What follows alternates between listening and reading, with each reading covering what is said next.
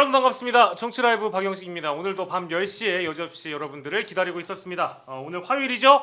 화가 날 때는 그 분노를 이분들과 함께 다스려 보도록 하겠습니다. 바로 평화나무 김용민 이사장님, 박진영 민주연구원 부원장님 모셨습니다. 어서 오십시오. 네, 안녕하세요. 정말 그 두 분 다 오늘 하루 종일 또 이 마음속에 있는 분노가 또 어떻게 또 오늘 이 자리에서 잘 풀려질 수 있을지. 근데 이제 좀 담담하시죠, 이사장님도, 국가님도. 좀 신나지가 않아요. 신나지는 않으시고. 예, 네. 그동안은 뭐 어디서 받은 글 중에 이제 네. 엄선해서 네. 시청자 여러분들께 들려드릴 만한 내용으로 모아가지고 전해드릴 때 어떤 그런 희열과 보람이 있었는데 네. 지금은 모든 받은 글이 다 쓰레기인 것 같아서. 지금 상황에서는. 네, 그래서 이제 오늘 나와서 뭔 말씀을 드려야 되나, 노래라도 불러야 되나, 뭐 하여튼 네. 별 생각이 다 드네요. 이따 같이 기도나 하시죠, 그러면. 기도까지. 네. 기도는 유료 서비스인데. 제가 그러면 나중에 김용민 TV에 아니, 슈퍼챗 던지겠습니다. 네. 밭 하지 말고 우리 김 목사님이 줌 해서 만드세요. 김 목사님 줌 이거 만드세요. 그 오늘 이제 저 아는 분은 그런 말씀도 하시더라고요. 기존에 있었던 받은 글이 워낙에 다 뭐 웰메이드라기 보기에는 상상력이 너무 풍부한 받은 글이 많다 그런 보니까. 것도 있고 예컨대 네. 정치적 목적이 있는 어떤 정파에 속한 사람들이 예. 마치 받은 글이라고는 하지만은 지가 창작한 글을 뿌리는 경우도 있어요. 받은 글이란 타이틀을 달아서. 그러니까요. 예. 그래서 이제 제 아는 분은 예. 낙관을 담아, 예. 희망을 담아, 나의 행복 회로를 다 담은 받은 글을 만들어서 이걸 어디서 마치 받은 것처럼 다 유포를 하겠다는 거예요. 그렇지. 그럼 즐거워지지. 그러면 이제 사람들이 다 행복 회로 돌리지 않겠다는 거예요. 네. 네. 저도 그래서 그것도 괜찮은 아이디어다. 그것도 좋고요. 저는 분노를 토해내니까 네. 그나마 좀 스트레스가 풀리더라고요. 아. 제가 어제 오늘 한 3가지 정도의 분노의 지점들을 이야기를 했습니다. 네. 첫 번째는 국무위원 전원을 탄핵하는 안이 있더라도 예. 마은혁 헌법재판관을 임명해야 된다. 아. 라는 이야기를 했고요. 두 번째는 8대0 인용 안 나오면은 헌법재판소 해체하라. 이야기를 했고요. 예. 세 번째, 사과도 하지 않고 부끄러움도 모르는 한덕수는 이완용의 재판이다. 이야기를 제가 하루 내내 하고 다녔거든요. 와. 하고 나니까 좀 제가 좀 속이 좀 풀리더라고요. 아니 근데 1번, 2번, 3번에 대다수 국민들이 지금 아마 동의하실 것 같아요. 네. 특히 이제 방금 말씀해 주셨던 뭐 대목 중에는 저는 그 첫 번째 국무위원 다 권한 대행에 대행하면 어떠냐. 맞습니다. 아니 헌법을 따르지 않으면 권한 대행에 대행이 와도 대행 할아버지가 와도 탄핵하는 게 맞다. 그게 이제 원칙이다. 사실은 사건 초기, 내란 초기 때 그 회의에 참석했던 모든 사람들을 국무위원회에서 제척시키는 탄핵을 했었어야 했다라는 좀 아쉬운 점을 이야기하고 싶습니다. 맞습니다. 그런 사람들이 다 헌재에 가가지고 그때 무슨 역할을 했는지에 대해서 물론 검찰에서 자료를 주질 않으니 실체적 진실을 파악하는 게 어렵긴 해도 예. 그래도 내란 세력으로부터 이제 이 국가 시스템이 예. 그 일종의 어떤 격리되는, 배제되는, 그 제척되는 예. 그런 효과를 노릴 수 있었고 그러면은 내란 수습이 훨씬 더 용이해지지 않을까 싶은데 지금 보니까 오늘 모든 불행한 사태의 그 배경에는 내란 세력이 내란을 수습한다는 점에 있거든요. 맞습니다. 네, 맞습니다. 이들을 싹 다 우선 좀 제척을 시킬 필요가 있었다 예. 하는 생각이 들고 받은 걸 얘기가 나와서 그런데 지금 갑자기 또 받았어요? 새로 방금 받았습니까? 아니, 그게 아니라 예, 이제 예. 제 후배 중에 하나가 예. 이렇게 받은 글을 저한테 건네주는데 이거 보니까 딱 용산에서 만든 게 너무나 확실해 보이는 받은 글. 네네. 받은 글이 아니라 지들이 만든 글이지. 만든 글. 예, 네. 그래서 야 앞으로 용산에서 보내는 글은 받은 글이라고 하지 말고 싼 글. 싼 글. 뭔가를 쌌다. 쌌다. 네네네. 예, 싼 글로 이제 네. 돌려라. 네. 이렇게 똥싼 제가. 글. 예. 그러니까 밑에 뭐 그냥 이건 뭐 배변이나 마찬가지인 거예요. 네. 지금 용산에서는 정말 이 아주 정말 최악의 공해들입니다. 정말. 예. 제가 뭐 남들은 저보고 이제 과격파라고 합니다만은 아, 사실은 제가 이제 중도 보수합니다. 이념적으로 제가 거의 중도 보수입니다. 왜냐하면은 전공도 자유주의고요. 예. 뭐 그런 사람인데 12월 3일 날 계엄 현장에서 제가 그런 이야기를 했습니다. 국회의장이 여야 양당 대표 모아서 계엄 해제하고 난 이후에 네. 기자회견을 했으면 좋겠다. 음. 내란 주범 윤석열을 대한민국 군대와 경찰은 체포하라. 라고 했으면 어땠을까? 그 이야기를 제가 그 당시에 떠들었거든요. 그러니까 국회의장이. 사람들이, 네, 그러니까 사람들이 황당무계하다 그런 이야기를 하더라고요. 근데 사실은 한번 생각해 보세요. 모든 집행권을 갖고 있는 대통령이라는 자가 내란의 주범이면은 예. 그 집행권을 뺏어야죠. 그걸 뺏을 수 있는 게 대통령 밑에 있는 순번대로의 똘마니들이 뺏는 것이 아니라 다른 대의기관인 국회의장이 물론 비법적인 상황입니다만은 저는 헌법적으로는 대의민주주의의 장이기 때문에 네. 가능하다고 봅니다. 예. 모든 군대와 경찰은 윤석열을 체포하라 했더라면은 예. 그 현장에서 내란이 종식되고 새로운 공화국이 열리지 않았을까. 예. 이런 황당무계한 상상도 해봅니다. 그때 당시에는 그런 게 뭔가 현실감 없게 받아들여지는 분들도 덜어 있었겠지만 노정면 의원이 비슷한 이야기를 했죠. 저도 그 얘기를 하려고 그랬어요. 노정면 의원이 초기에 그런 얘기를 하기도 했었고 그렇죠. 지금 네. 이제 우리 평론가님 말씀 들어보니까 속이 뻥 뚫리네요. 네. 진작에 그랬어야 되는데 네. 지금에 와서 생각해 보면 지금 그렇게 하고 싶을 정도예요. 맞아요. 지금 상황이 좀 이렇게 되다 보니까 그런 생각을 하기가 그런 말씀을 드리기가 어려운데 듣고 나니까 굉장히 속 시원하네요. 그 우리가 생각하는 게 있어요. 혁명도 있고 쿠데타도 있단 말이에요. 예. 혁명은 우리 좋은 거라고 받아들인단 말이에요. 쿠데타는 나쁜 거라고 받아들인단 말이에요. 네. 근데 이 둘 다 알고 보면 비법적 상황이에요. 그렇지. 하나는 불법적 상황이고 하나는 비법적 상황이야. 이게 참 애매한 거야. 근데 우리 헌법이라는 것이 국민의 시민권을 보장을 하고 국민이 주인이라는 것에 네. 어떤 식이든지 간에 정체를 만들면 되는 거잖아요. 정치 체제를. 그렇다면 중간에 그런 상황이 있을 수도 있는 거 아니에요? 이런 생각을 해보는 거예요. 네네. 참 저는 이런 뭐랄까 이제 제가 박지원 평론가님 되게 좋아하는 이유가 항상 뭔가 어려울 때 해법을 주시고 그렇지. 그리고 항상 그 정치인은 상상력이라고 하지 않으셨습니까? 그 상상력을 충분히 동원해서 현실 가능하게 만드는 그런 해법들을 많이 주시는 것 같아서 저는 뭐 이게 과격분자라는 표현에 저는 동의하지 않습니다. 해법이 아니라 네네. 공부를 많이 한 겁니다. 알겠습니다. 저 대한민국 10대 지식인입니다. 알겠습니다. 요즘은 10대 지식인. 요즘은 제가 뭐 저가형 유시민, 보급형 유시민으로 불립니다만은 네. 저도 나름대로 정치학 전공자로서 한 2, 30년 공부한 사람입니다. 너무 무엇보다도 우리 박진영 그 부원장님의 전공은 지역균형 발전이에요. 정말 지역균형 발전이 너무나 시급한 때입니다. 그 전에 부산의 어떤 그 기관사 출신의 어떤 분이 지하철을 탔는데 네. 지하철 그 객실에 네네네. 한 15분이 있었는데 그 중에 돈 내고 탄 사람이 2명밖에 없다. 그 고령화가 노령화가 아주 지금 부산 같은 제2의 수도도 급속해지고 있다. 이런 차원에서 지금 윤석열 따위는 뭐 전혀 관심이 없겠지만은 이런 노령화 문제와 관련해서 초고령화 문제와 관련해서 네.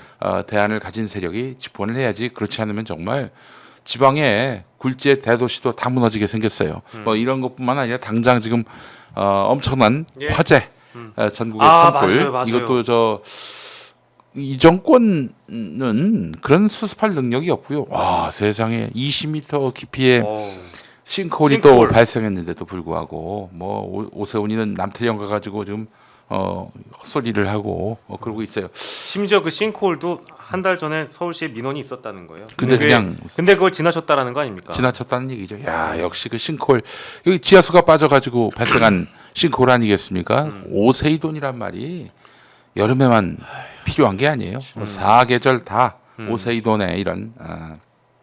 제가 이제 그 노컷뉴스 단독 보고, 그러니까 이제 서울시에 민원이 한 달 전에 들어왔었다는 뉴스 보고, 오세훈 시장은 서울시장 하면서 건바이건으로 참 어려운 상황들, 본인 스스로 자초한 어려움도 있지만, 이런 거를 보면서 재난과 이렇게 맞물려서 본인이 해명이가 참 어려운 사건 사고들이 많이 터지는 건 맞는 것 같다. 근데 참 안타까운 게 안타까운 게 오세훈이가 4번이나 서울시장이 됐어요. 선거에서 선거 4번에 당선이 됐단 말이죠. 제목을 그러네요. 예. 하여튼 오세훈이가 후보로 나올 때마다 됐는데 왜 오세훈이를 찍으시는지 불행의 근원인 오세훈인데 제가 얘기 나온 김에 서두 부분이니까 헌재에 대해서 요즘 답답한 마음을 토론하는 분들이 있는데 저희가 왜 선고가 지연되고 있는지 그 얘기 하려고 그랬습니다. 그 얘기하고는 상관이 없지만 그래요? 헌재가 반란의 기운이 감도는 동네예요. 반란이요? 예. 왜 그러냐면은 옛날 거기에 이제 제동이라고 하잖아요. 종로구 제동. 제동이죠. 제동이 왜 제동인가? 이 수양대군이 그 이제 단종을 몰아내면서 그 충신들을 그냥 다 학살을 했잖아요. 학살한 곳이 그 동네야. 워낙 피바다가 되다 보니까 그걸 이제 피를 덮기 위해서 재를 갖다 덮었는데 그래서 제동이 된 거예요. 그래요, 진짜. 그 유래가 그것도 있고 그리고 또 나중에 그 이제 개화기에 개혁파라 할 수 있는 뭐 사실은 친일파라 할 수 있는 홍영식, 김옥균 그리고 또 한 명이 누구더라? 박영효 이 셋 다 이 동네 살았어요. 공교롭게도 이 동네에 살았습니다. 어떻게 됐습니까? 다 처단됐잖아요. 예. 이거 보면은 헌법재판소 자리가 네. 허가 좀 뒤숭숭하다 네. 하는 그런 생각이 드네요. 반란의 기운이 있는 자리다는 말씀이시고. 네. 이 얘기를 사실은 예전에 그 박경재 변호사라고 예전 박경재 변호사라고 시사 토론도 맞아요. 진행하고 토론 그랬던 진행 분인데 많이 하셨던 그랬다가 이제 그 여배우 겸 여가수 분하고 간통이 걸려가지고 예. 사회 활동이 이제 중단되신 분인데 그분이 그 얘기하더라고요. 그때 노무현 대통령 이 수도 예. 이전과 관련해서 행정수도 이전. 그 성문법 말고도 관습법? 관습법에 의해서 수도는 서울이다. 그 얘기를 하신 분이었어요. 나왔을 때 이제 그분이 이제 그런 얘기를 한 거죠. 이 헌재의 터전이 굉장히 제가 반역의 기운이 기운이. 뭐 예. 성문법, 관습법 이거 한번 말씀드릴게요. 예. 그 개풀 뜯어먹는 소리예요. 그냥. 헌재 얘기 가기 전에 여기까지만 듣겠습니다. 네, 말씀하세요. 네. 왜냐하면요. 네. 그런 게 헌법에 안 나와요. 관습법이라는 게 뭐 관습법이었던 네. 우리 뭐 영비법, 대륙법 이런 이야기 하지 않습니까? 저도 기억납니다. 그게 사실은 일제 강점기 때부터 네. 일본에 가서 이제 경성제대 졸업하고 예. 동경제대 법학부에 가서 공부해온 사람들이 예. 그거 이제 책 갖고 와가지고 딸딸딸딸 외운 거예요. 그러니까 우리 어릴 때 사회책이 하잖아요. 경성헌법, 연성헌법 이런 거 있죠. 네. 그거 다 일본 이론이에요. 일제 강점기 때 이론 그대로 배운 거예요. 그리고 헌법은 자주 바꾸면 안 되는 거, 법은 바꾸기 어려운 거, 이런 잘못된 고정관념을 갖고 있는데 전혀 그런 거 없습니다. 네. 법은 민주주의이기 때문에 국민들이 원하면 언제든지 바꿔도 되는 거예요. 우리 어떻게 조선 시대가 대한민국 시대하고 연결고리가 있다고 생각하는지 참 그때 그 헌법재판관들도 좀 많이 상식을 초월한 분들이었다. 예. 낡고 아무튼 시대를 따라갈 수 없는 법들을 고쳐야 되는 거겠죠. 이번에 또 많이 드러난 것 같고 실제 헌법재판소라는 기관 자체도 뭐 뜯어 고쳐야 될 뿐만 아니라 이제 아예 이제 무용론까지 주장하는 분들이 다수 있습니다. 왜냐하면 선고가 이렇게 지연되다 보니까 이게 뭐 하는 건가? 제가 이제 그 이야기를 했습니다. 예. 8대0 인용 안 되면은 헌재 해체해야 된다. 예, 아까 말씀하신 라는 이야기를 계속하고 다니고 있는데요. 즉 헌재 재판관이 자기 정파적 이야기를 하고 자기 소신의 이야기를 해가지고 예를 들어가 6대2, 7대1 이런 식으로 나왔다. 그러면 국회가 있는데 헌재가 필요가 없습니다. 국회가 다수결의 원칙에 의해서 결정하는 데잖아요. 네. 대통령 탄핵할 때도 6대3이 되면 가능한 거 아니겠습니까? 네. 그러면 헌재가 필요 없어요. 헌재는 합의제 기구입니다. 네. 우리 대한민국을 민주공화국이라고 이야기합니다. 그럼 민주주의와 공화주의가 합쳐졌다는 뜻이에요. 민주주의는 다수결의 원칙, 국회가 이야기를 하고 있습니다. 공화적은 뭐냐? 합의를 통해서 공공선을 추구한다라는 협치의 이야기를 하는 것이 공화정입니다. 그 기능을 담당하는 것이 우리나라는 사법부예요.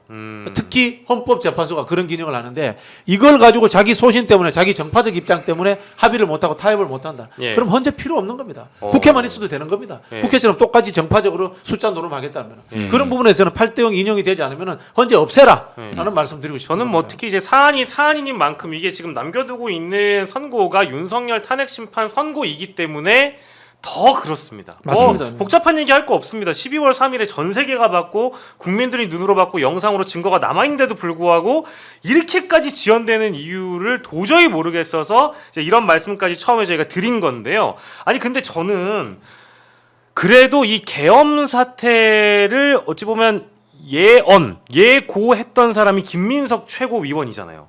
근데 이분이 SNS에 글 쓰는 게 워낙에 좀 심상치 않아 보여가지고 이 얘기 주제로 많이 돌았던 것 같아요. 오늘만 하더라도 많이 다뤘는데 이른바 이제 보이지 않는 손이라는 단어를 쓰시면서 뭐 기획설 같은 말씀을 하신 겁니다. 이제 언론에서 제기한 뭐 여러 시나리오, 윤석열, 이재명을 동시에 제거하는 시나리오가 나오질 않나. 게다가 그 순서상으로는 윤석열이 먼저 파면이 되는 것이 옳은데 이재명을 더 먼저 함으로 인해서 윤석열의 파면 가능성을 줄이는 뭐 이런 어떤 기획을 하는 거 아니냐 이제 이런 뉘앙스의 글이었는데요. 이거 어떤 맥락인지 제가 이제 해석이 가능한데 네네네, 이거 해석해주세요. 해석 이야기하면 우리 김영민 목사님 아주 좋아하실 것 같아요. 아 그렇습니까? 네, 여기 음메시가 나옵니다. 아, 그래요? 음메시가. 근데 그 음메시가 아닙니다. 네. 네네. 음메. 다른 음메시인데 예. 그 영어로 쉽. 아. 아니 이거는 누군가 하면은 사법파동 때 이야기입니다. 예. 사법파동 때 이야기로 거슬러 올라가는데 양승 때. 예, 사법파동 야. 이거 이제 추론입니다. 추론 이거 추론입니다. 떠돌아다니는 뇌피셜입니다. 나는 괜히 다른 양인 줄 알았지. 뇌피셜 이야기인데 예. 이게 뭔가 하면은 윤석열로부터 그 당시에 사법부가 공격받았잖아요. 네. 배우는 문재인 정부지 않습니까? 검찰도 싫고 민주당도 싫다. 음. 이런 하나의 이 사법부의 저변에 깔린 흐름이 작동한다는 거예요. 네. 즉 이재명 대표 2심 선고가 유죄가 나온다. 그러면은 대법원 판결을 한 달 반 만에 해가지고 이재명 대표가 법적으로 대선에 출마하지 못하게 만든다. 또는 이재명 대표가 후보 등록을 했는데 예. 대법원 판결을 통해 가지고 예. 후보 등록한 이재명 후보를 날림으로 인해서 민주당 후보가 없게 만들어 버린다. 예. 라는 썰과 그 다음에 윤석열은 이재명 대표 선고 이후에 2심 선고 이후에 예. 이 헌법재판소에서 탄핵 인용을 통해서 날려버린다. 예. 그러면은 문재인 정부 당시에 사법파동으로서 본인들을 애먹였던 두 그룹 민주당 윤석열 검찰 그룹을 한꺼번에 해결해 버린다. 라는 이야기가 이제 이른바 김민석 최고가 들은 이 음모론의 스토리일 겁니다.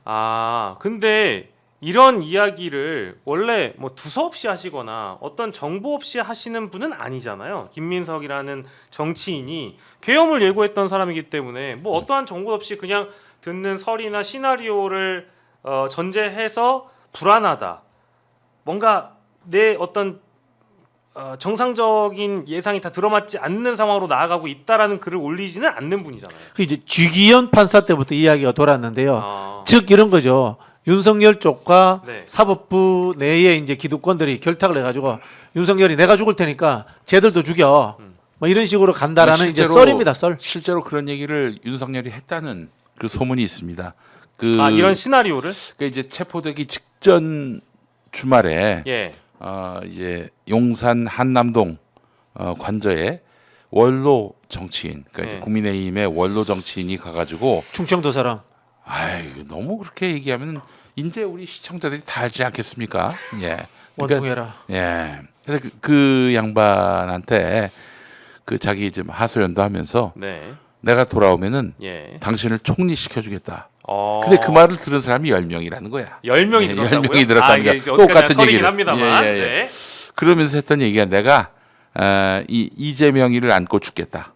이런 얘기를 했다는 거야. 윤석열이가. 그 원로 정치인한테. 네, 네. 예. 네. 그런 얘기를 했다는 거죠. 예. 그 얘기가 많이 있어요. 신용환 교수님도 어디서 그 얘기를 듣고 방송에서 많이 말씀하시대요. 오마이뉴스에서. 예. 예. 근데 그렇게 되면은 윤석열에게 그 다음은 뭐예요? 이게 어디까지 가정입니다. 사면. 자기 후계자로 김문수를 찍었다는 얘기도 있어요. 네. 어쨌든 제일 현실 가능한 방법은 윤석열이 투옥이 돼 있다고 하더라도 사면을 받는 거니까. 그리고 사실은 그 자기도 네. 뭐 결국 기각이나 각하로 나오기는 어렵지 않겠나 이렇게 추정하고 있다고 합니다. 네. 예. 알겠습니다. 그리고 이제 그럼 마지막으로 요 하나만 짚겠습니다. 김민석 최고가 얘기한 것 중에 이재명 대표의 선거법 2심 재판부에 압박이 가해지고 있다는 소식이 전해진다? 2심 재판부에게 압박을 가한다? 네. 누가 어떤 형태로 어떤 압박을 가한다는 건지 아까 저는 제가 이야기했잖아요. 그게 그 대목입니까? 네네. 그래요? 네. 사실 1심 선고가 황당무계한 과잉된 그 판결이었지 않습니까? 김문수가 아니고 뭐지? 김문기를 아느냐 마느냐, 그다음에 국토부도 협박 받았느냐 말았느냐, 이거를 왜 실형 그러니까? 1년에 집행유예 2년 나오는 거 제가 살다 처음 봤습니다. 음. 보통 허위사실 공표라는 것이 네. 학력 경력 규조 그렇지. 이런 걸로 활자화됐을 때 보통 날아가지, 말을 하는 과정에서의 말실수를 가지고 이렇게 하는 적이 없어요. 이거 사실은 기소조차 안 되는 겁니다. 그리고 재판부에서 공소기각 시켜야 되는 거예요. 이거. 안다 모른다 협박으로 느꼈다. 이거는 자기 느낌과 생각을 얘기하는 거 아니에요? 의견을 얘기하는 건데 이걸 가지고 당신 거짓말한 거야? 이런 식으로 몰아가지고 세상에 징역형을 때렸다는 게 말이 됩니까? 아니 결국에는 그 이재명 대표는 패자인데 네. 당선자도 얼마나 거짓말을 많이 했습니까? 대장동 그분이 이재명이다. 네네. 대놓고 토론회 때 얘기했던 거 아닙니까? 근데 봤더니 대장동 그분이란 말이 없어요. 네. 그 녹취록에 보면은 네네. 거짓말한 거 아니에요. 전도 그 대목에 대해서도 당연히 내일 그 선고가 무죄가 나올 가능성이 매우 높고 그래야만 한다고 보는 사람인데 저희가 지금 다루고 있는 김민석 최고의 SNS 글조차도 당연히 그러니까 이제 그런 대목이 나오잖아요. 공소장 변경을 재판부가 검찰 측에게 그 언급을 했다라는 것만으로도 저는 뭐 더 볼 거 없다라고 생각하는데 이런 아까 우리 박진영 평론가님이 말씀해주신 그런 시나리오나 뭐 사법파동까지 언급해 주시면서 사법부를 압박할 수 있는 누군가가 있다라고 가정하는 게 글쎄 그게 가능한 일인가라는 저는 그냥 기본적 의구심이 좀 들어가지고 너무 상상력을 발휘하는 건가 싶어가지고요. 뭐 제 이야기가 그냥 상상력에서 끝났으면 좋겠는데요. 네, 한번 역사를 되돌려 볼게요. 제가 이제 연식이 오래되잖아요. 네, 군사 정권 시절에도 제가 청년이었습니다. 군사 정권 시절에 이른바 용공 조작에 의해서 사형을 당합니다. 그 기소 누가 했어요? 잡아오기는 군인들이 잡아왔단 말이야. 네. 그럼 기소는 누가 합니까? 검사. 검사가 했습니다. 검사. 그 판결은 누가 했습니까? 판사. 판사가 했습니다. 전부 다 군사 독재의 공범들이었던 기회주의자들인 겁니다. 그 사람들. 그럼 믿을 수가 없는 겁니다. 대한민국의 검판사라는 집단 자체가. 그래서 이제 헌법과 법률을 초월한 초현실적인 현실이 계속 될 거다라는 그런 불안함을 드러낸 글이었다. 근데 어쨌든 원래 그럼 정치인들이 이런 글을 올릴 때 죄송해요. 자꾸 제가 목적을 궁금해해서 이런 글을 올리면 지지자들이 보고 불안해할 거 아니겠어요?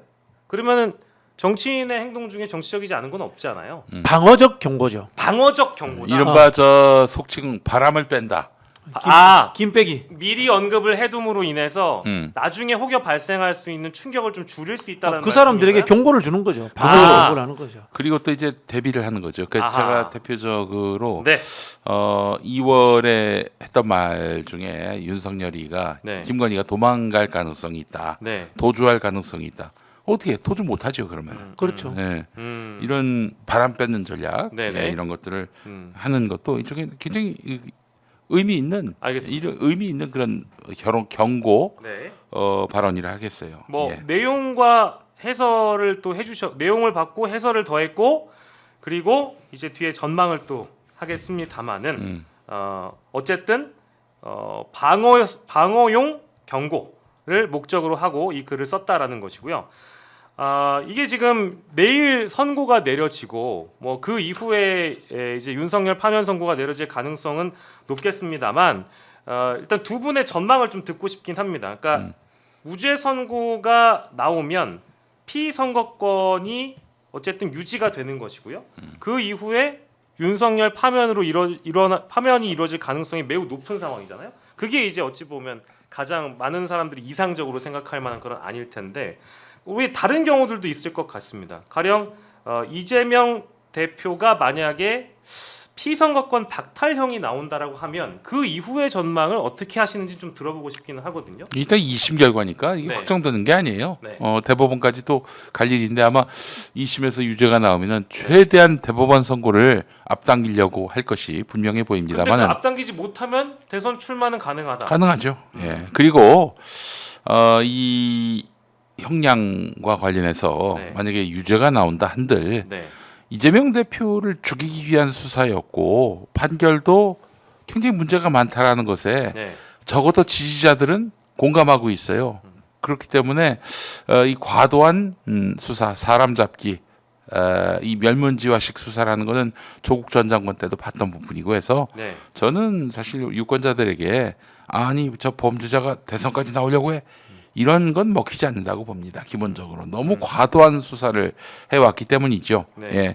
그리고 또 과도하다고도 느끼게 만들도록 이재명 대표가 한 달 단식을 했고 네. 구속영장 실질 심사를 받으면서 야 너 해도 너무하는 거 아니냐. 아무리 정적이라도 저렇게까지 죽이려고 드는 것은 과연 합리적이고 합당하냐라는 여론이 이미 형성돼 있어요. 네. 그래서 저는 뭐 대선 출마까지 아무런 문제가 없다 이렇게 보는 입장이고 저는 근데 유죄가 나올 확률 네.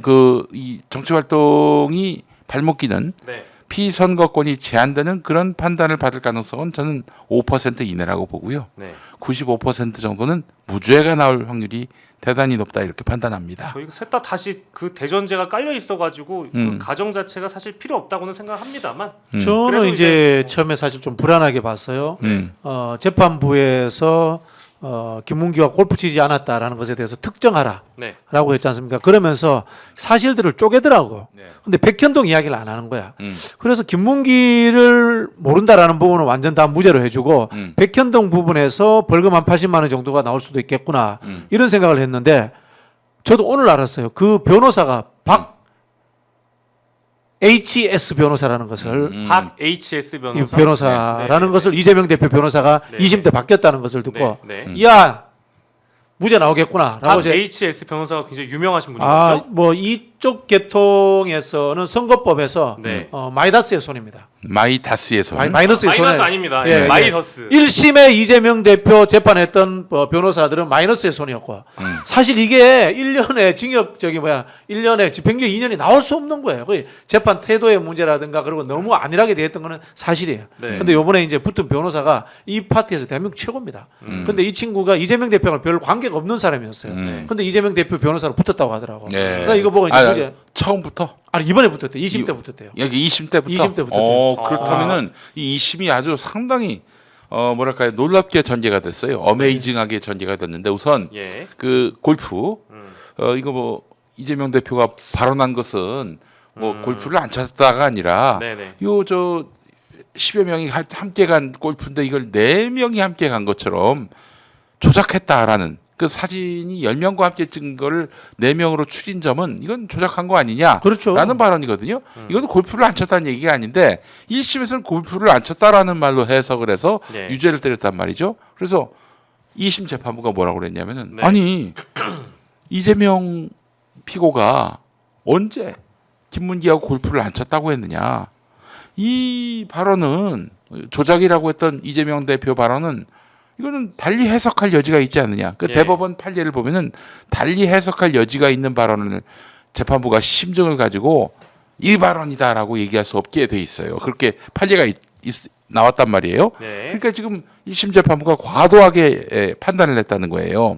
골프를 김문기와 안 쳤다 이렇게 얘기한 거. 네. 하지 않은 말을 한 걸로 만들었기 때문에 이것에 대해서 지적을 했단 말이죠. 그리고 백현동 관련해서도 살짝 지적한 부분이 있는데 뭐냐면은 이 백현동 건과 관련해서 행위 그러니까 말하자면 용도 변경 그 행위를 한 것이 성남시청이지 성남시장 개인이냐 이렇게 물어봤다는 거죠. 뭐예요? 그러면은 성남시청이 한 건데 결국 그렇죠. 그 시장의 행위로서 이 사람이 거짓말을 한 것이다라고 보기에는 좀 너무 나갔다라고 지적한 부분이 있었고요.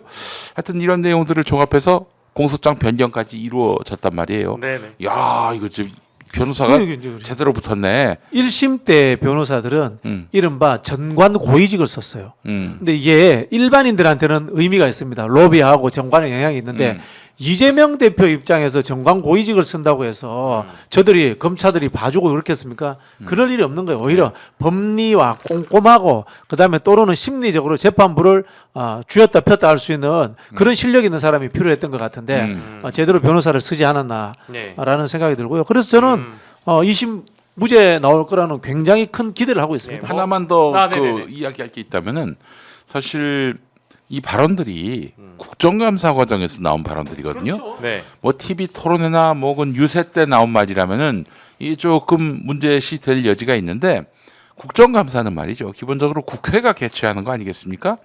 국회에서의 발언은 말이죠. 국회가 전속 고발하게 돼 있어요.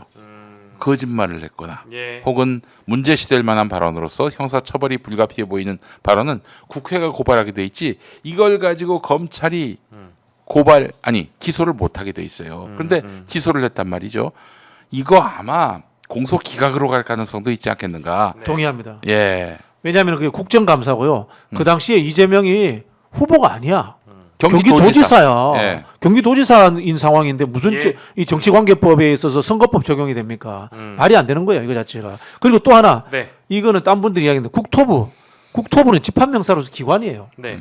자, 우리가 이런 이야기 했어요. 윤석열 정부는 거짓말장이고 도둑놈이다 이렇게 이야기하잖아요. 그럼 제가 윤석열 정부를 명예훼손한 겁니다. 그럼 윤석열 정부에 누가 저를 고발합니까?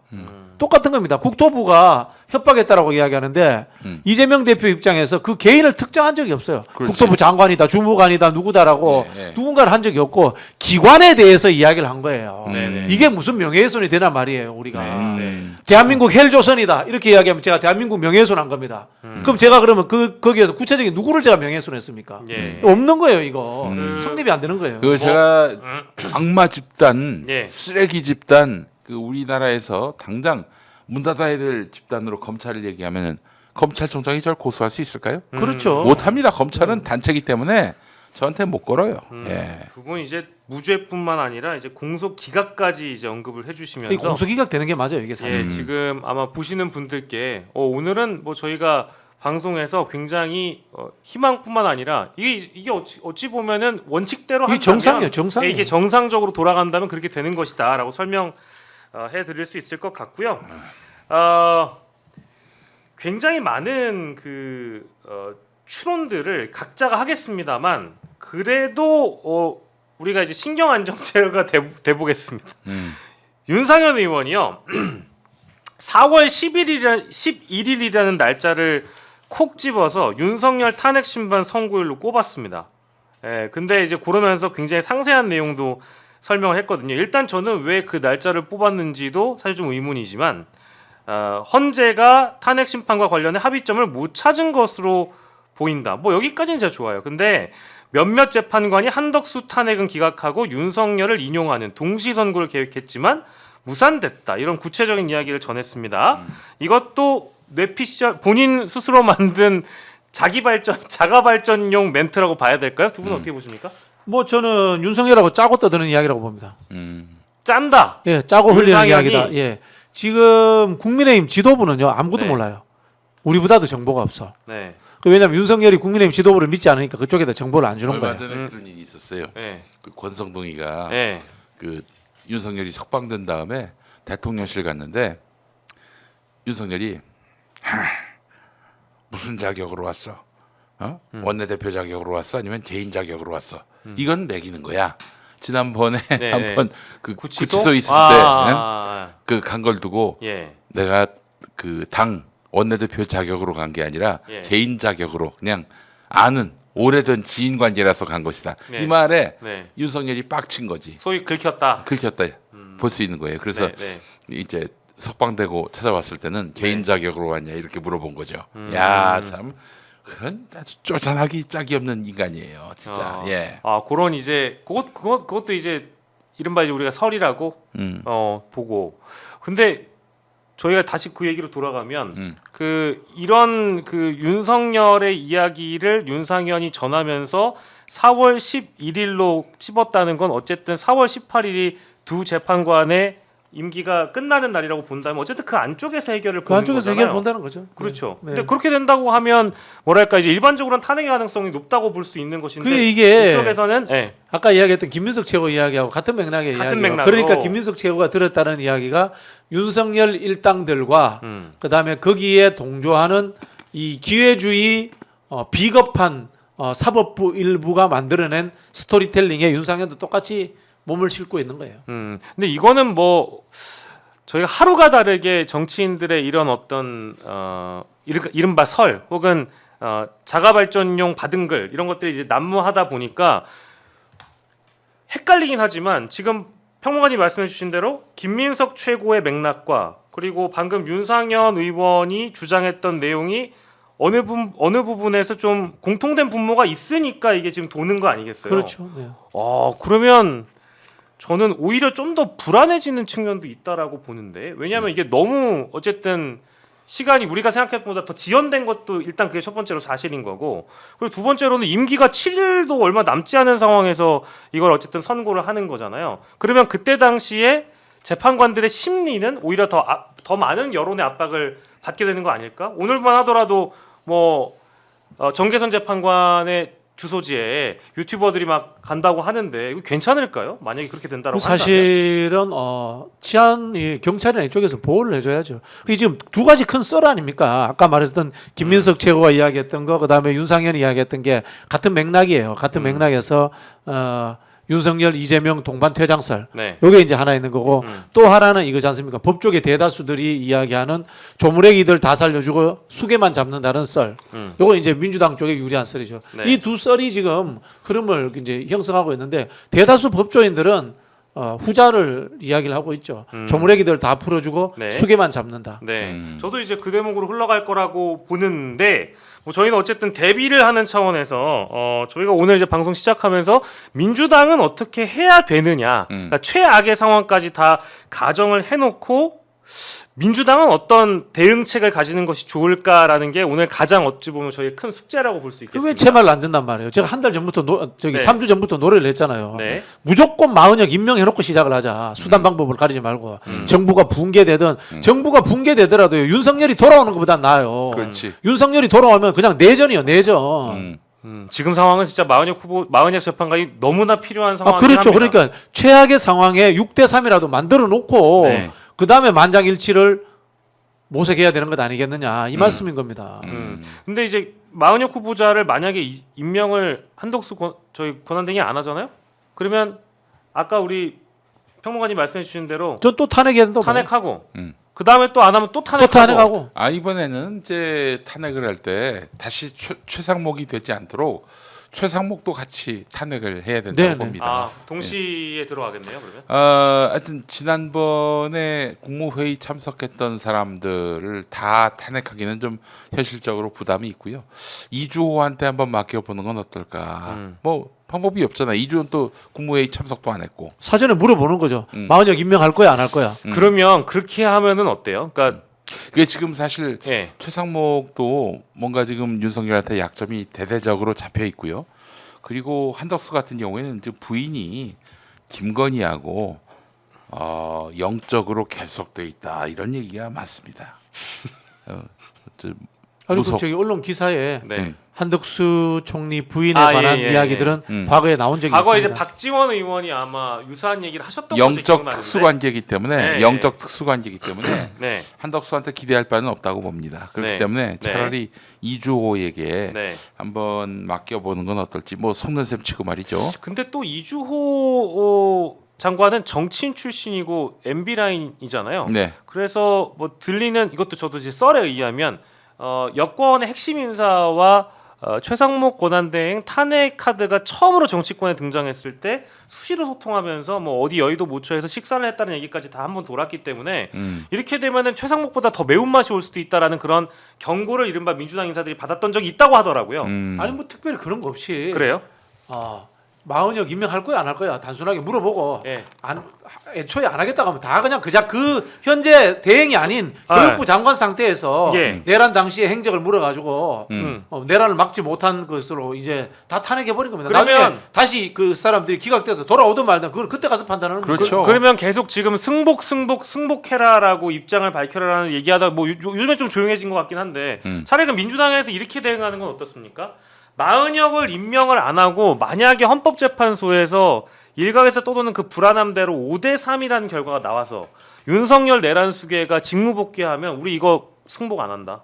왜냐하면 임명을 하지 않은 것이 당신들의 책임이기 때문에 책임을 다하지 않은 것에 대해서 우리가 그 결과를 따를 이유가 있겠느냐? 그거는 민주당이 승복 안 한다는 이야기는 할 필요가 없고요. 제도권 네. 정당이기 때문에 그때 가서는 비제도권적 상황들 김진 논설위원 같은 사람들이 이야기하는 뭐 민중혁명 이야기했습니다만 저는 이제 제도권에 있는 사람으로서 그런 표현을 못 쓰겠고 예. 민주주의 시민혁명이 일어날 수 있는 상황이다. 예. 그렇게 말씀을 드려야죠. 그러니까 이제 정식으로는 우리는 그 결론을 따르진 않겠다라고 선언하는 것보다는 네네. 만약에 마흔역 임명을 하지 않아 놓고 윤석열이 직무복귀를 한다 어떤 형태로든 그러면 정말로 국민혁명이 일어날 가능성이 매우 국민들의 높다라고. 시민혁명을 일으킨다라는 글쎄 우리도 따라갈 수밖에 없다. 네. 이 근데 정도죠. 이게 민주당 혼자서 이렇게 하라고 던져놓고 우린 가만히 있으면 안 돼요. 정말 거리에 민주 시민들 윤석열 복귀를 바라지 않는 탄핵을 바라는 시민들이 다시 뜨겁게 응집해서 광장을 가득 메우고 극우들을 압도하는 그런 분위기 이런 것들을 주도해 나가야 민주당이 힘을 받고 아주 당차게 대응할 수가 있거든요. 근데 민주당 혼자 그렇게 열심히 하라고 해놓고 예. 시민들은 뭐 그냥 본척만척 그 관객 모드로 가게 되면은 네. 그 민주당은 주도해야죠. 민주당은 이제 사실은 대중정당이고 예. 중도정당인데 한계가 있을 수밖에 없어요. 역풍 우려 안 할 수가 없습니다. 그렇기 때문에 시민들이 뜨겁게 여기에 호응해주는 그런 뒷받침이 있어줘야 된다고 1987 말씀드립니다. 영화 보셨잖아요. 예. 1987 영화를 YSDJ가 주도한 게 아닙니다. 1987 6월 항쟁이라는 것을 예. 그 당시에 이제 제야 민주화 운동 세력, 뭐 유명한 우리 문성근 배우의 아버님이신 뭐 문익환 목사님, 뭐 백교환 선생님 이런 분들이 이제 주도하신 거예요. 뭐 이부영 의장님 예. 그런 분들도 계셨고요. 뭐 김건태 의장님 예. 그런 분들이 주도하신 거예요. 저는요 이게 자꾸 선고가 지연되고 시민들이 또 지쳐하고 이제 반대 진영에서 이른바 반작용, 소위 이제 역공 이런 카드들이 슬슬 보이기 시작했는데 제 눈에 들어왔던 거는 이른바 오늘 검찰 쪽에서 문재인 전 대통령의 딸 문다혜 씨를 입건했다라는 대목도 일종의 리액션 같고요. 그러니까 이제 뭐 백매시라고 불러야 될 것 같고 두 번째로는 한덕수 권한대행이 이제 어쨌든 직무 복귀하자마자 권한대행으로 복귀하자마자 공권력에 도전하거나 사회 질서를 파괴하는 행위에 대해선 현행범 체포 원칙으로 단호히 조치하고 철저히 수사하겠다. 이런 입장을 밝힌 걸 보고 어떤 스피커가 어떤 주장을 한 것과 이렇게 맥을 같이 해보면 좀 더 의심스러우냐. 김종대 의원이 이런 이야기를 했네요. 김종대 전 의원이 윤석열 대통령 탄핵 국면까지도 여전히 경비개혁 연습이 이어지고 있다. 이건 이제 최근의 상황을 전해준 겁니다. 이런 정황은 2차 쿠데타 시도 가능성을 방증하는 것. 돌아와서. 그러니까 이른바 이제 경찰을 이용한 경비계엄이겠죠, 이 경우에는. 경비계엄을 할 가능성까지도 지금 경고를 한 상황인데 이것도 방어용 경고라고 보세요. 어떻습니까? 방어용 경고죠. 자, 이거 이야기하면 제가 늙은 표시가 너무 나는데 늙은 표시요? 예, 나이 든 표시가 너무 나는데 예. 이게 87년하고 똑같습니다. 87년 87년하고 똑같은데 87년 1월 달에 박종철 여사가 물고문으로 돌아가십니다. 그다음에 어떤 일이 벌어지냐면요. 이제 전국에서 들고 일어납니다. 그때 전두환이 4월 13일 날 4.13 호원 조치라는 걸 합니다. 호원 조치. 네. 현재 체육관에서 대통령 뽑는 조치를 그대로 하겠다. 간선제를 이게 뭔가면 유지하겠다. 지금 윤석열이 일으킨 쿠데타하고 똑같은 거예요. 똑같은 걸 일으켰단 말이야. 예. 그러면 거기에 대해서 우리 국민들이 참았느냐? 아니죠. 6월 항쟁으로 응수를 합니다. 6월 항쟁으로 응수를 하는 상황인데 네. 그때 검찰과 군부에서는 다시 우리가 친위 쿠데타 일으키자는 이야기를 또 합니다. 그렇지. 네. 근데 6월 항쟁의 불길이 워낙 세게 일어나니까 그 사람들이 그걸 감당을 못하고 6.29 선언이라고 항복을 하게 되는 그런 상황이에요. 지금 한덕수라든가 윤석열의 이 졸문하기들이 하고 있는 행태 자체가 4.13 호원 조치 이후에 군부와 검찰 일부에서 다시 쿠데타 하자라는 있지 않습니까? 그런 분위기를 군불 때는 상황인 거예요.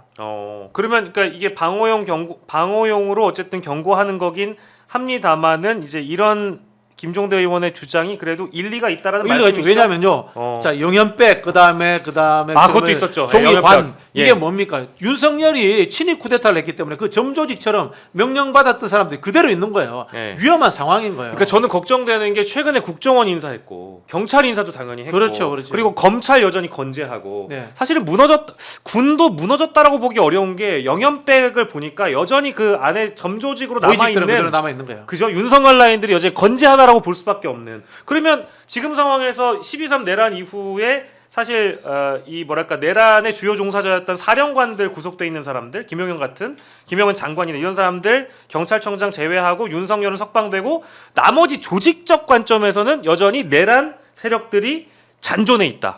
건재하다. 그렇죠. 경찰 인사가 최근에 고위 경찰 인사를 보면은 내란 세력들, 내란 종범들 파티였어요. 한마디로 승진 파티. 맞아요. 그래서 이자들이 과연 내란 수습을 할 수 있겠는가 못하지요. 결국에는 윤석열이 돌아왔을 때 반발할 민주시민들을 어떻게 짓밟을 것인가.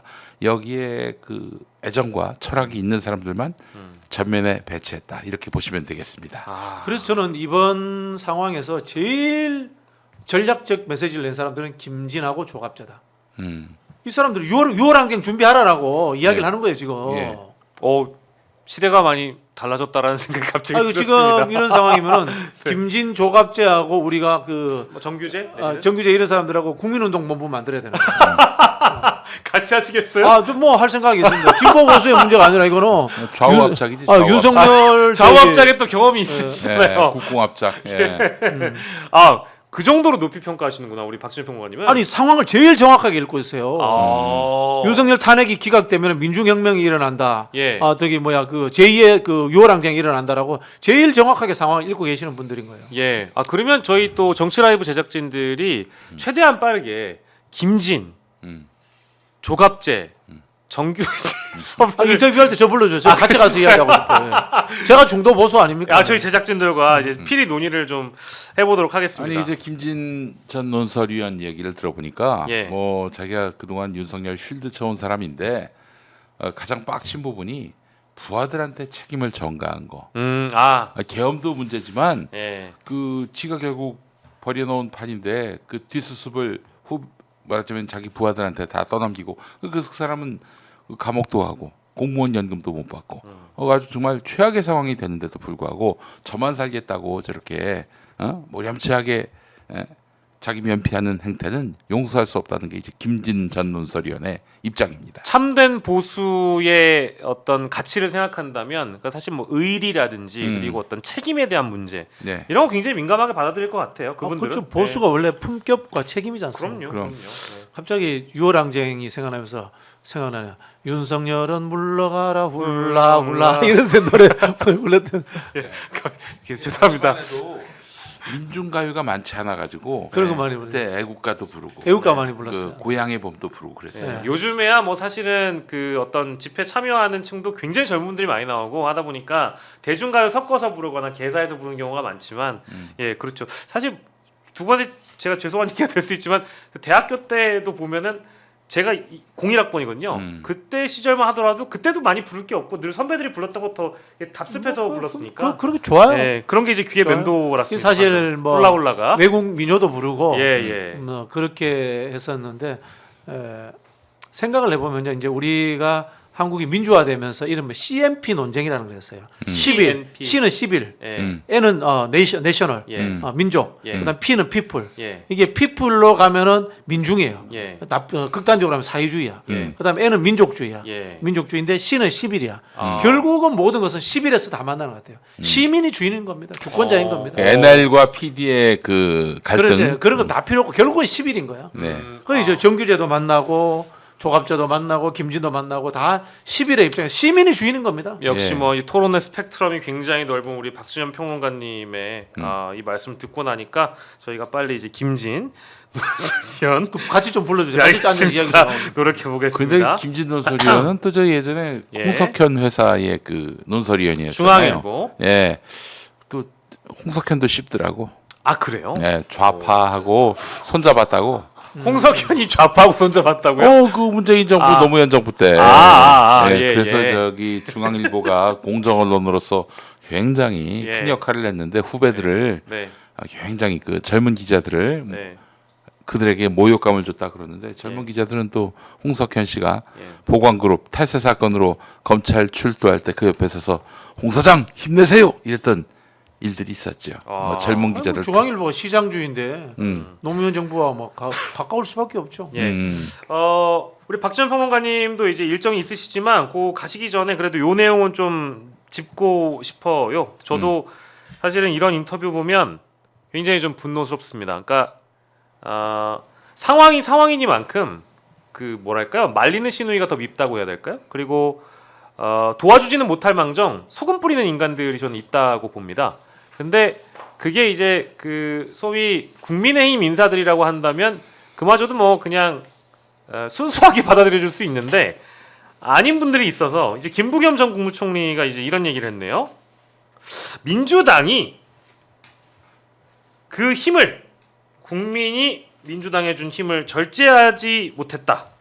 섣부른 한덕수 탄핵이었다. 이런 얘기를 했거든요. 저는 좀 분노했습니다. 어떻게 보셨어요? 그냥 아니란 거죠. 지금도 여야의 대권 경쟁이라고 생각을 하는 거예요. 그래서 나도 목소리를 내야지 이런 이야기를 하는데 예. 지금은 여야의 대권 경쟁이 아니라 네. 윤석열이 돌아와서 나라가 내란에 휩싸이고 이른바 폭망하는 상황으로 가는 거기 때문에 이거는 네. 수단 방법을 가리지 않고 막아야 되는 겁니다. 아니 근데 이제 우리 그 평론가님은 너무 이제 유식하고 아름다운 표현으로 김부겸 전 총리를 말씀 주셨지만 제가 2024년 12월 26일에요. 김부겸 전 총리가 본인 SNS에 뭐라고 썼는지 그대로 읽어드릴게요. 한덕수 권한대행이 돌아오지 못할 강을 건넜습니다. 민심은 안중에도 없습니다. 내란 획책 세력에 대한 동조 선언입니다. 국가적으로 엄중한 상황에서 최악의 선택을 했습니다. 이제 탄핵을 피할 길이 없습니다. 라고 본인이 썼어요. SNS 관리를 본인이 안 하나 아니 봐. 본인이 한 말을 어. 아니 3개월 만에 뭐? 아니 자제하자고요? 제가 요거는 아니 거기도 저 SNS를 고양이가 관리하나? 그 어? 유시민 장관 버전으로 해드릴게요. 예. 부개명이 뭘 알아? 그러니까 아니 근데 이거는 아무리 대선이 급하다고 하더라도 존재감이 필요하다고 하더라도 좀 그럴까요? 아니 김부겸이가 무슨 저기 민주당 경선에서 의미 있는 지지를 받는다고 뭐 대선 주자예요? 김부겸이 대선 나오려고 해요? 대선 소주? 예, 참 네, 그렇습니다. 황당한 일이네요. 예, 김부겸 전 국무총리의 발언에 대해서 잠시 짚어봤고요. 우리 박진영 평론가께서 오늘 여러 또 해법을 주시고 돌아가셔야 될 것 같습니다. 아무튼 고생하셨습니다. 네, 예. 감사합니다. 다음 주에도 뵙겠습니다. 고맙습니다. 네, 감사합니다. 네. 예, 바로 이어서 돌아가시지 마시고. 네. 바로 다음 이어서 주에 봬요. 우리 예. 김용민 목사님과는 예. 좀 더 많은 이야기를 더 나눠보려고 합니다. 네. 근데 그래도 좀 오늘 천군만마를 얻은 기분이 들었던 소식이 뭐냐면 네. 노벨 문학상 수상자, 맨 부커상의 수상자 한강 작가가 네. 한강 작가를 비롯한 이제 문학계 종사자 414명이 성명을 냈는데 너무 멋있고 진짜 가슴에 울림이 있는 멘트들로 다 채워주셨더라고요. 특히 한강 작가의 경우에는 윤석열 파면은 보편적 가치를 지키는 일이고 훼손되지 말아야 할 생명, 자유, 평화의 가치를 믿는다. 이게 약간 우리 목사님의 그 어떤 믿음, 그 갖고 계신 종교, 예수님의 말씀을 이제 전하시는 분이니까 그런 말씀은 크게 다르지 않은 말씀을 하신 것 같아요. 한강 작가 같은 경우에는 대중 작가 아니겠습니까? 네, 대중 작가가 아무리 이제 자기 작품 세계에서는 그 일단 정치적인 스펙트럼들이 드러나지만 그렇게 또 이 세부적이고 구체적인 현안에 대해서 목소리를 내는 것은 부담을 느낄 수가 있어요. 네, 그럼에도 불구하고 빠지지 않고 이렇게 예언자적인 목소리를 냈다는 것은 굉장히 고무적인 일이고 천군만마라는 표현 정말 어울리는 표현입니다. 예. 이 내란 국면에서 항상 우리에게 힘이 되고 또 우리에게 용기가 많이 그 쇠해질 때 또 이렇게 또 새로운 동력을 불어 넣어준 것 같아서 너무 고맙네요. 예. 네. 그리고 또 이름 있는 작가들이 또 이번에 뭐, 대거 뭐 은희경 동참을 했어요. 작가, 그렇죠. 장강명 작가, 음. 뭐 이런 분들도 다 이름을 올렸고, 뭐 이 요즘 잘 나간다는 작가들 네네. 현대문학계에서 그 나름대로 존재감이 매우 큰 작가들이 이렇게 목소리를 내니 이 작가들의 반대를 사는 윤석열이 컴백한다는 것은 예. 굉장히 큰 부담이 될 겁니다. 예. 저는 뭐 이제 문화예술인들이 이렇게 목소리 내주고 또 지식인들이 목소리 내주는 거에 대해서 너무 감사한데 중요한 거는 이제 최근 들어서도 이제 배우분들이 이선균 배우 이제 돌아가시고 나서 네. 이제 문제의식을 굉장히 크게 느끼시고 개개인이 실제 탄핵 집회에도 나오고 SNS 통해서 입장을 내기도 했지만 이 국가기관이 그 연예인이나 이런 분들을 표적 삼아서 뭐 세무조사를 하거나 이제 이런 경우는 없었으면 좋겠는데 왕왕 또 그런 소식이 들릴 때마다 빨리 좀 이 어떤 정권의 종식이 필요하다라는 생각이 드는데 아유 그럼요. 네. 문화예술 종사자들이 표현의 자유를 억압받는 그런 사회는 정상의 사회가 아닙니다. 예. 권력자들은 불편하더라도 그런 예술인들의 작품 세계에 관여하지 않는 그런 철칙을 좀 세울 필요가 있어요. 김대중 대통령이 뭐라고 했습니까? 문화예술에 대해서 지원은 하되 간섭은 맞아요. 하지 말라. 네. 예. 그 원칙을 지켰기 때문에 김대중 또 노무현 대통령 때에 대한민국의 문화예술이 세계적 경쟁력을 가졌고 뭐 K 컬처, K 무비, K 팝 이런 것들이 만들어진 거예요. 네. 예.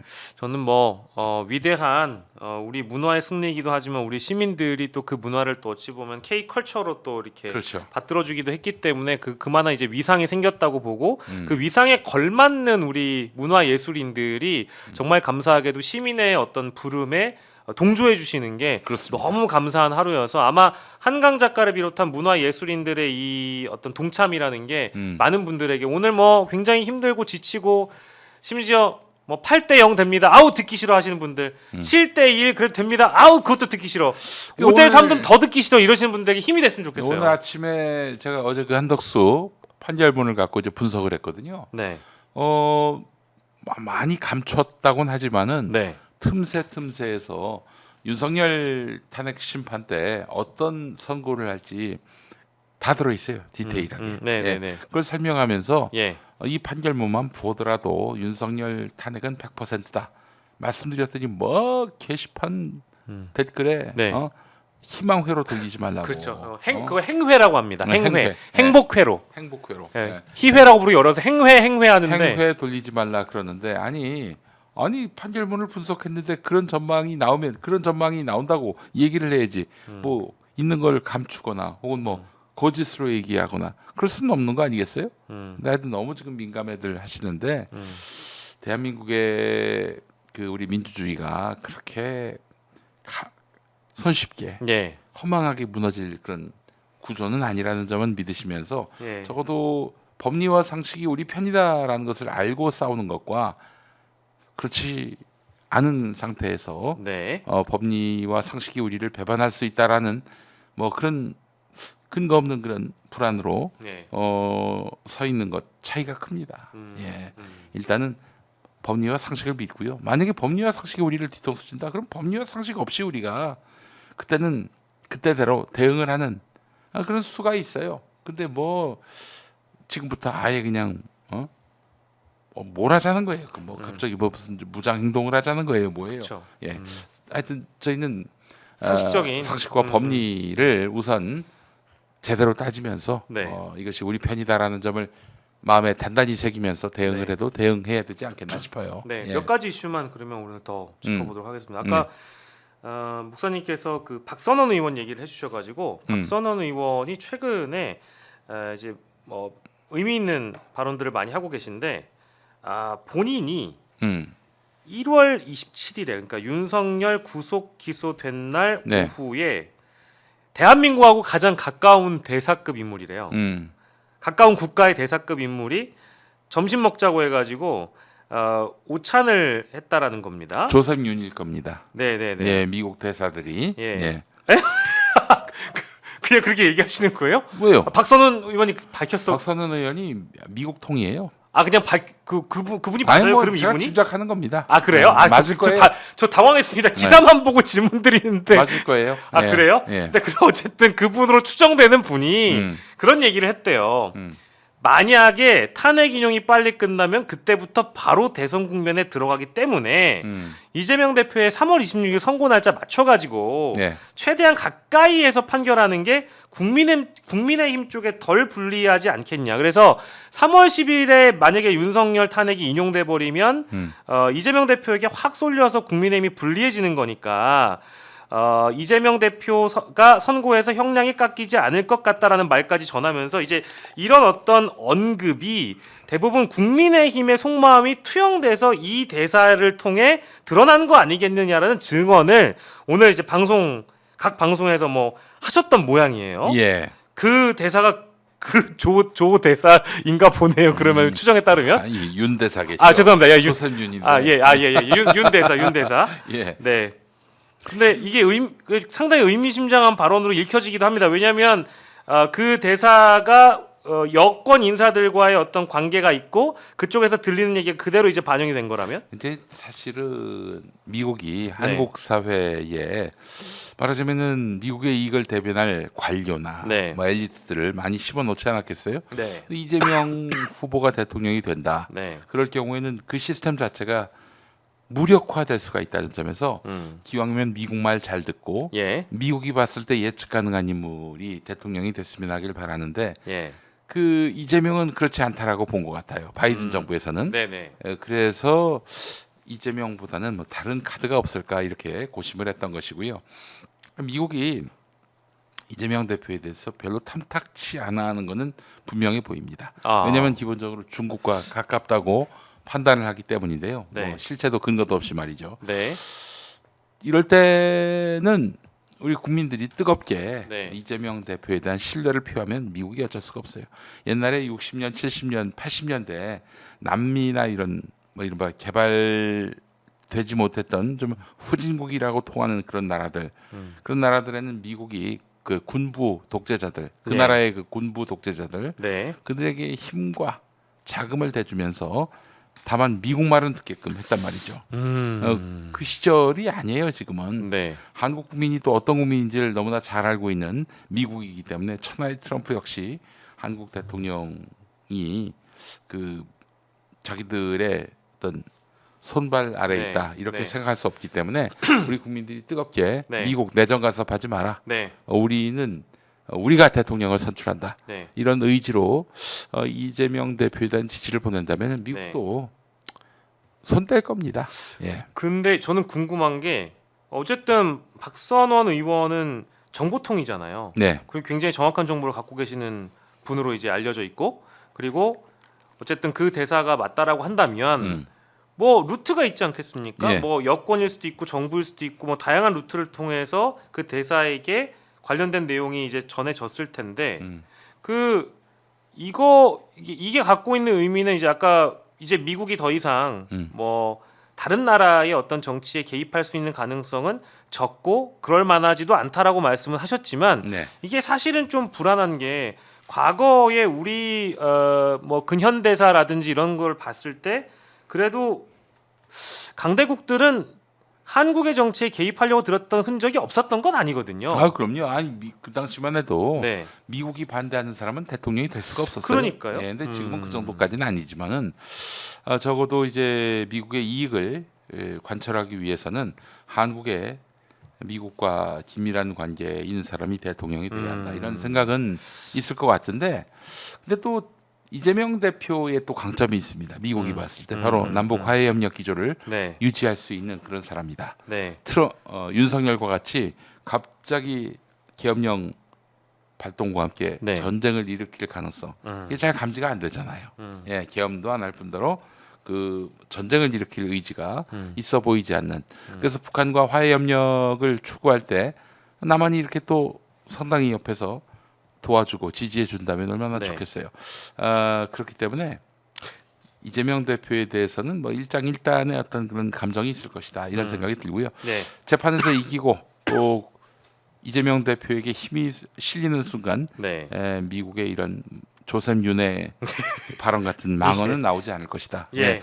그래서 이재명 망언집보다는 조셉 윤 망언집을 앞으로 만들 수도 있다라는 예. 점을 경고할 필요가 있어 보여요. 아, 네, 알겠습니다. 네. 저는 아유 뭐 우리 김용민 목사님도 역시 또 한 정보 하시기 때문에 뭐 말씀드리자마자 바로 조 씨가 나왔습니다. 그 박선원 성원조 이름은 샘윤. 박선원 의원은 네. 굉장히 미국과 가깝다는 점 네. 잊지 말아야 합니다. 미국과 가깝다. 그때 항상 우리가 그 뭐 미국이 우리의 우방이기도 하지만 그런 관계성을 늘 고려해가지고 여러 가지 가능성도 또 열어두고 해야 된다는 말씀으로 좀 이해를 하고요. 네. 저희가 또 그 주제 말고 마지막 한 주제만 더 하고 싶은데요. 네네. 심우정 검찰총장 자녀 특혜 의혹이 어제 오늘 사이에 대대적으로 보도가 되고 있습니다. 근데 제 판단으로 봤을 때는 처음에 인사청문회 때 일부 저는 안 다뤄진 줄 알았어요. 그러니까 다뤄진 줄 알았는데 제가 좀 착각을 했던 게 어제만 하더라도 이 주제 다루면서 그때 한번 지나가고 크게 비중 있게 다뤄지지 않은 문제인데 왜 이번에 또 불거졌지 보니까 굉장히 상세하게 내용이 다 디테일하게 나와 있더라고요. 네.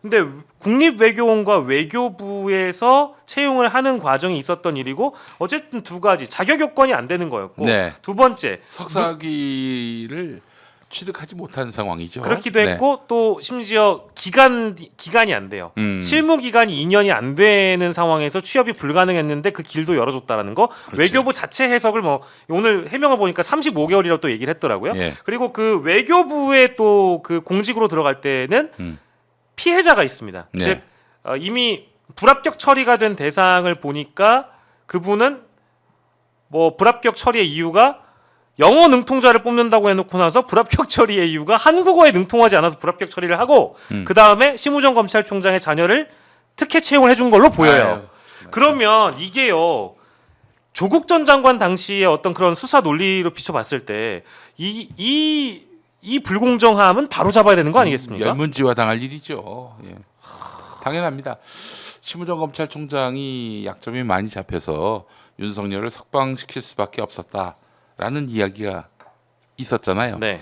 이 약점일까 하는 생각이 들고요. 이 부분은 공수처가 수사할 일이 아닌가 싶은데요. 네, 공수처가 할 수도 있고 이거는 검찰이 스스로 수사를 못할 테니까. 검찰이 어떻게 수사를 해요? 네, 절대 예. 못하죠. 예. 네. 이거 같은 경우에는 과거의 정상적인 검찰총장이라면 특수본을 만들어 가지고 예. 나는 관여 안 할 테니까 니네들이 해봐라. 보고도 나한테 하지 말고 너희들이 알아서 수사해라. 예. 우린 협력하겠다. 네. 뭐 나하고 딸이 협력하겠다. 이렇게 나와줘야 되는데 그럼 국민들이 이제 빈축을 살 거 아니에요? 네. 공수처가 수사하는 것이 제일 좋죠. 그게 뭐 어렵다면 특검을 통해서 수사하면 될 텐데 네. 약점 많아요. 심우정이 네. 뭐 인천지검장으로 있을 때 인천세관 마약 사건, 마약 수사 무마 사건도 있었고요. 네. 거기서 이제 김건희 등의 이익을 대변해서였는지 곧바로 검찰총장이 됐고요. 네. 네. 이번 윤석열 석방 과정에서 네. 정말 이해할 수 없는 그런 행동을 하면서 윤석열의 이익을 대변했고요. 이런 것들 종합 판단해 보면은 심우정의 이런 감추고 싶은 비리가 네. 그런 말도 안 되는 조치를 불렀고 또한 딸 채용과 관련해서 부정한 그런 행태 아니겠습니까? 네. 부당 채용이고 아빠 찬스고 그런데 이렇게 된 것이 결국 심우정이가 윤석열에게 충성했던 이유가 아닌가 바로 여기서 규명이 된다라고 볼 수 있을 것 같아요. 실제로 이 기사가 드러나기 이전까지는 뭐 물론 즉시항고 포기로 인해서 내란의 공범 아니겠느냐 네. 이렇게까지 판단도 됐지만 심우정이 검찰총장직을 반드시 사수하고 버텨야 하는 이유가 이게 있을 수도 있겠다. 어리석은 사람이지 이 권력이 얼마나 간다고. 아니 그렇다 뭐 이제 심우정 입장에선 당연히 윤석열이 돌아오는 것을 바라고 있을지도 모르기 때문에 게다가 자신의 어떤 개인 비리 의혹이나 이런 것들이 드러나면 안 된다라는 가정을 해보면 더 오히려 버틸 가능성이 높겠다라는 생각이 들고요. 네. 지금 뭐 어쨌든 공수처가 심우정 검찰총장을 입건한 내용도 있고 실제 대검을 압수수색했던 전례도 있고 서부지검이었죠. 서부지검을 압수수색했던 전례도 있고 하니 이거를 잘 만약에 공수처가 수사를 해본다면 심우정 검찰총장의 뭐랄까요? 지금 직을 위태롭게 만들 수도 있는 가능성이 좀 있어 보입니까? 과연 공수처가 그 정도의 역량이 된다고 보세요? 어떻습니까? 이미 이번에 그 윤석열 구속 취소 소송 단계에서 네. 그 검찰이 즉시 항고를 하지 않고 네. 포기를 하고 윤석열을 풀어줬잖아요. 오늘 이제 공수처가 검사를 배당했습니다. 당장 공개 소환 조사를 요구해야 하고요. 예. 안 그런다 그러면 체포영장 치는 이런 적극성을 보여줘야 됩니다. 이건 사실 공수처의 앞으로의 생존과도 직결되는 문제예요. 종이 호랑이처럼 비쳤기 때문에 날마다 국회 나가서 소리돌림 또 조롱을 당한 거 아니겠어요? 요즘엔 좀 달라지긴 했지만. 네. 네. 그 말로만 그렇게 하지 말고 심우정의를 직접 오라 네. 지시하고 만약 응하지 않는다. 예. 그러니까 최대한 간격을 좀 좁혀서 네. 한 2, 3일에 한 번씩 계속 통보를 한 다음에 네. 한 서너 번 했는데도 안 나온다. 그럴 때는 바로 체포영장 칠 수가 있죠. 먼저 쳐야 되는 게 제일 중요할 것 같은데 문제는 지금 검찰에서도 오동훈 공수처장이 고발권을 잡고 있기 때문에 그러면 오동훈이 너도 와라 이래버리면 어떡해요? 서로가 서로를 부르는 겁니까? 뭐 할 수 없죠. 근데 제가 봤을 때는 네. 심우정만큼의 혐의는 아니잖아요. 그쵸. 지금 이제 오동훈 공수처장이 고발 당한 건은 이제 시민단체에서 고발한 것으로 알고 있습니다. 요거는 이제 과거 윤석열 대통령 관련된 수사와 관련된 내용으로 고발한 걸로 제가 이해를 하고 있는데요. 그러니까 지금 두 사람 사이에 뭐 싸움이 붙었다. 네. 누구 편이 더 많겠습니까? 시민들이 누구를 더 편들고 응원하겠어요. 네. 지금 시간은 공수처의 시간입니다. 오동훈의 시간이에요. 그러면 절대 심우정에게 네. 국민 다수가 지지를 보내지 않을 상황에서는 정말 가열차게 예. 정말 조금도 예. 구람이 없이 주저함 없이 이렇게 질풍노도와 같이 심우정의 신병을 확보하는 것이 필요하다. 예. 이게 그 공수처의 앞으로의 생존의 어떤 그런 과제에 있어서도 그래 공수처가 검찰은 하나 제대로 다스렸지. 이런 어떤 평가를 받을 수 있게 해야 한단 말이죠. 네. 이것도 뭐 배당만 해놓고 네. 세월아 안 세월아 하거나. 하다가는 네. 뭐 그냥 공수처는 없어질 거예요. 예, 그러다 보면 이제 역공을 당할 수도 있습니다. 네. 시간을 주면 자꾸 반격을 하려고 하는 것 같아서 선제적으로 일단 하는 것이 중요하다는 말씀을 드리면서 지금 국민들이 믿을 만한 국가기관이 없는 상황에서 없죠. 공수처 절호의 찬스입니다. 예, 지금 나서서 예. 확실하게 이 정의를 세우는 일에 앞장서야 합니다. 이미 존재감을 한 번 또 공수처가 보여줬기 때문에 또 국회에서 국회의원들의 질의응답을 하는 태도를 보면 많이 달라졌거든요. 거의 네. 1차, 2차 각성을 지금 시도를 했다. 오동 공수처장이 그런 생각이 들고요. 일단 심우정 검찰총장하고 외교부가 심우정 검찰총장 자녀 특혜 의혹과 특혜 채용 의혹과 관련돼서 입장을 오늘 내긴 했습니다. 근데 외교부는 아까 제가 잠깐 소개해드린 대로 그 자격 요건에 부합했다라는 의미로 35개월인가 36개월이라고 거론을 하면서 2년 이상 됐다라고 얘기를 하는데 거기에는 공부한 기간이 포함되어 있어서 사실상 실무 경력이 아니거든요. 네. 외교부 해명이 더 잘못됐다라고 일단 지적을 하고 싶고 두 번째는 심우정 총장도 거기에 일단 얼쑤하고 이제 외교부 해명에 또 한 숟가락 얹었죠. 그래서 네. 본인의 해명을 들어보니까요. 이미 인사청문회 과정에서 상세히 소명하고 검증을 거친 내용이다. 근데 뭐 그 이후에 지금 의혹이 더 추가적으로 제기가 된 거니까 이거에 대해서 해명을 해야 되겠죠. 그리고 채용 공고상 근무 개시일은 2024년 4월 1일이고 뭐 자격 요건은 해당 분야의 석사학위 소지자 등이었는데 작년은 당시에 석사학위 취득 예정자 관련 증명서를 제출했었고 그리고 근무 개시일 이전에 학위를 취득을 해서 자격 요건을 충족했다라고 설명했는데 제가 듣기에는 약간 뭐 동문서답이라고 보긴 어려운데 약간 시각과 관점이 다른 것 같아요. 요거는 수사를 받아야 되는 일이라고 저는 보고요. 그리고 뒤에 나와 있는 국립외교원 연구원 8개월과 뭐 여러 이제 보조원 인턴 등등 해가지고 2년 이상의 경력 요건을 채웠다고 하는데 이것도 제가 다시 말씀드립니다만 실무 경력이 아니라는 점입니다. 그거를 지금 심우정 총장이 죄송한데 취업을 안 해봐서 잘 모르는 것 같아요. 잘 모르시는 것 같아가지고 제가 알려드렸어요. 그러니까 해명을 다시 한번 그 저희 보좌진들과 논의를 좀 해보시길 바라고. 아버지가 검찰총장이고 네네. 관료 중에 관료인데 국가기관에 들어가서 일하고 싶다. 네. 아버지가 재임 안 할 때 하면 얼마나 좋았을까 예. 하는 생각이 드는데 그것도 맞습니다. 예, 뭐또 아버지의 인생 뭐 사실 검찰총장 임기가 2년이거든요. 예. 2년 사이에 좀 더 자신을 더 가꾸고 예. 아버지 퇴임한 다음에 어디다 뭐 지원을 한다든지 그럼 누가 뭐라고 합니까? 그렇습니까? 그냥 아버지가 재임 중에 이렇게 누구도 신경 안 쓸 수 없게 만드는 그런 지위에 올랐을 때 이렇게 네. 지원을 했다는 것 자체가 속보 있는 행동입니다. 예. 예. 첫 번째 게 법무부 차관 시절, 두 번째 게 검찰총장 시절인데요. 예, 이거는 말씀 주신 대로 공수처가 면밀하게 수사를 해줬으면 좋겠습니다. 오늘 네. 이 내용까지 우리 김용민 평화나무 이사장님과 함께했고요. 화요일 이 시간 여러분들과 그래도 좀 기운 내면서 방송할 수 있어서 좋습니다. 제가 요즘에 가장 좋아하는 말, 비관주의자는 아주 가까운 현실에 힘을 발휘하는 것이 현실이기도 합니다. 뭐 주변에 이제 비관주의자들이 넌 안 될 거야. 이거는 뭐 나쁜 결과로 흘러갈 거야. 비관적인 말씀을 하더라도 결국 세상의 큰 흐름을 바꾸는 건 낙관주의자들이 역사의 흐름을 바꿔왔습니다. 그러니까 여러분들도 오늘 저희와 함께 낙관주의자가 되셨으면 좋겠습니다.